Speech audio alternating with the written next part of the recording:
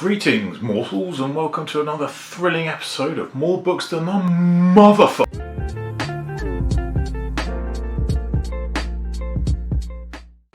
Now, in this episode, I'm going to be stealing 10 minutes of your life to talk about this one, which is Limitless by Jim Kwik. This book was another recommendation I got off my Kindle, and as ever, I shall read you the blurb. Jim Kwik, the world's #1 brain coach, has written the owner's manual for mental expansion and brain fitness. Limitless gives people the ability to accomplish more productivity, more transformation, more personal success and business achievement by changing their mindset, motivation and methods. The 3 M's live in the pages of Limitless, along with practical techniques that unlock the superpowers of your brain and change your habits. For over 25 years, Jim Kwik has worked closely with successful men and women who are at the top of their fields as actors, athletes, CEOs and business leaders from all walks of life to unlock their true potential. In this groundbreaking book, he reveals the science-based practices and field-tested tips to accelerate self-learning, communication, memory, focus, recall and speed reading to create hard, fast results. So there you go. Yeah, I first read the sample and I was particularly intrigued by this book because he was referred to at school as the boy with a broken brain after having suffered a serious brain injury whilst at school, and which affected his learning from there on in. Over the course of the last 20 years, Jim Kwik has been teaching his methods to children labelled as learning disabled at school and also senior citizens with brain ageing disabilities. And he set up many schools around the world in third world countries so he can provide education for all. He's now also, like I mentioned, a brain coach to celebrities, top CEOs all the way around the world, and he speaks to hundreds of thousands of people globally. He first learned to read by reading comic books, so the nerd in him really appealed to me, I guess. He was inspired to learn and read more by a friend's father who told him he was this close from achieving his dreams, and this close means what's in between your ears is your only limit. I really related to his story really, because I'm no thickie. I've got a quite high IQ. I narrowly missed Mensa entry last year by a couple of points, but I didn't particularly excel at school, and my school report pretty much every year said could do so much better if only he tried. No disrespect to any of the teachers out there watching this, but my experience of school in the 80s and early 90s was very much a one-size-fits-all approach, and if you didn't show any promise in the academic areas of school life, then teachers generally weren't interested, and this didn't suit my style of learning at all. I seem to remember the lessons that I particularly excelled in school were stuff like English and personal and social education, the lessons where you can speak out a bit more and articulate your ideas a bit better. These were more enjoyable for me. Most of my school lessons were just the teacher stood in front of a blackboard banging his gums really, and that really didn't interest me.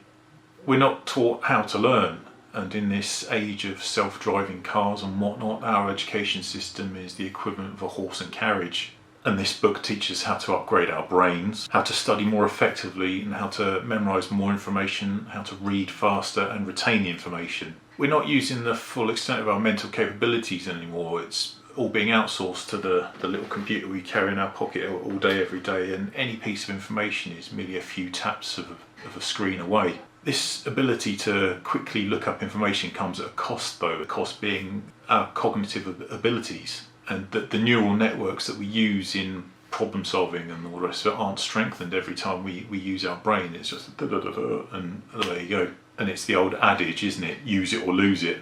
The ability to utilise our grey matter is increasingly in jeopardy these days as we more and more outsource everything to computers. Like, when was the last time you had to remember a phone number, for example? And we're just being overwhelmed by the sheer volume of information and constantly fascinated by the latest gadgets. Jim Kwik describes his method as unlimiting. It's very much like the Bradley Cooper film of, I think it was 2012, that film was released, where Bradley Cooper's character just pops a pill and he becomes the most intelligent guy on earth. But Jim Kwik describes limiting as the act or process of casting aside inaccurate and restrictive perceptions of one's potential, embracing the reality that with the right mindset, motivation and methods, there are no limitations.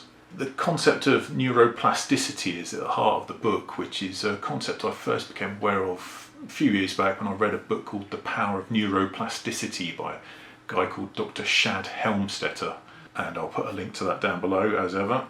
Your life is not preordained, and with the right motivation, methods and mindset you can achieve whatever you want. And a good little soundbite is, the faster you learn, the more you can earn. He mentions some interesting aspects of neurology in the book, and one bit that stood out for me was something called the reticular activating system. This is basically your brain's white noise filter. It acts very much like an algorithm on a social media platform. I don't know if you've ever noticed, but if you do a search for something on Google, and pretty much immediately afterwards, that same thing is being advertised in your Facebook feed, which is a bit spooky, but this is how your reticular activating system works. I'll give you an example. A couple of years ago I was seeing a girl that would drive a black Audi A3, and as soon as I started seeing her, I started noticing black Audi A3s everywhere. I mean, they were always there in the first place. It's just because my brain was focused on this one particular make and model of car, I started noticing them everywhere. The Limitless Model is based around the 3 M's, which, as I've mentioned, are the methods, mindset and motivation. Mindset tackles your belief in yourself and your capabilities, and how these beliefs and attitudes are installed in us from a very young age, and how we can combat the effects of a negative or a limited mindset to free up our individual gifts and talents. He says everyone has the potential for genius or greatness at least. Motivation is your drive, energy or purpose to take action, and motivation isn't something we have, it's something we do, and as such is sustainable. And he's got a little magic formula for that. Purpose times energy times S cubed, which is small simple steps. He talks about the difference between purpose and passion. Passion is obvious, but he talks about purpose as being how we relate our passion to others. He also talks about core values and how they have a profound effect on your motivation for a given thing, how they align with what we do, and how we need to find reasons for the things that we do. Methods. How we learn at school is inefficient. He talks about meta-learning, which is learning how to learn in several areas: focus, study, memory, speed reading and thinking. He explains effective techniques for all the above, and personally I found the sections on memory and speed reading particularly valuable. The section on speed reading, he gives a couple of small pointers, like not sub-vocalising your words when you read them. I don't know about you, but when most people read in their head, they'll find themselves and reading the words in their head, and there's actually no need to do this. You can just literally just scan the words in the sentence, and also using a pointer, just get a pen and just trace the words across the page, and I guarantee you'll find you'll retain more of the information. You'll be surprised at how quickly you can read as well.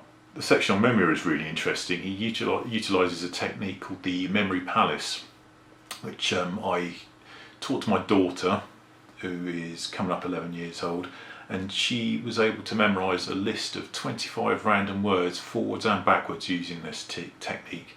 And it's a very simple technique. Basically it involves you visualising a route that you know particularly well, like a walk up to the shops for example, and you visualise in your mind's eye specific points along this route, like your front door being the first one for example, walking out down the stairs, the first corner you turn, maybe a lamppost, a hedge officer. And the more vivid you can make this memory of the route you know, the more effective the technique becomes. And at each part along the route you place a memory, like one of the random words for example, and as you go along you put a word at each particular stop, and when you come to the end of it, guarantee you'll be able to remember them. Try remembering a list of 25 random words without any memory training. You won't be able to do it. The human memory, I gather, can recall between 5 to 9 random pieces of information at any one time. These techniques and more are covered much more in depth in another book called Moonwalking with Einstein by a guy called Joshua Foer. I'll put a link also to that down below.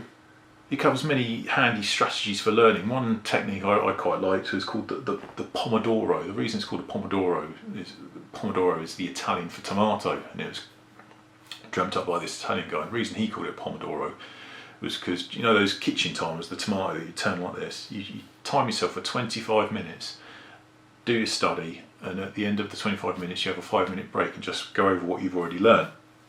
The reason this works, it takes advantage of the psychological factors of primacy and recency. These factors being you're more likely to remember things at the beginning of a lesson and at the end of a lesson, and perhaps not so much in the middle. But if you've only got a short segment of learning, then you're going to, in theory, remember the whole lot. And like I say, at the end of this 25-minute period, you go over what you've learned already. In the book, there's many mnemonics for learning various things. I won't begin to recount any of them, but there's a lot of them. That is probably the one criticism of the book I would have. It's far too many mnemonics. He goes on to explain the different ways people learn as well. There's visual, obvious; audio, again, obvious; and kinesthetic. And with kinesthetic learning, this is more the sort of person that learns by getting more of a hands-on approach and learning to build things and this sort of thing. I thoroughly enjoyed this book. It really rekindled my love of reading. Prior to reading this, I'd read a couple of quite boring, uninspiring books, but with this one, it was literally unputdownable. Couldn't get enough of it. I went back to read it all over again to get more of the information in there. Once I had finished reading it, I went on to read a bit more in depth about mindset, and there's a good book called Mindset by a girl called Dweck, and she explains the difference between fixed mindsets and growth mindsets and how you can adopt the latter and get rid of the former. Also, effective habit forming is another lesson you take from the book, and there's a book out there called Atomic Habits by a guy called James Clear, which is supposed to be very good. Not read it myself yet, but it's on the list. The speed reading lessons I took away from this book have paid particular dividends, and I'm now getting through 2 or 3 books a week quite easily and retaining the information as well. I came away from reading this book with a great sense of purpose and a great sense of what's achievable given the right mindset, methods and motivation. So the only real criticism of the book I have is the amount of mnemonics in there, but the book is structured in such a way that you can just pick and choose whatever you want, and like I say, particularly the bits on memory and speed reading have been useful for me. So yeah, I think that about wraps it up. Like I say, top book, really recommended it if this is your sort of thing, and I'll put links to all the books I've mentioned down below as ever. So thanks for watching. I hope you've learned something. I hope you found it of some use. And my thanks to Charlie, who's still not surfing because he's doing the edits and graphics on these videos. And remember, always get your knowledge from school books, not from street crooks. See you next time.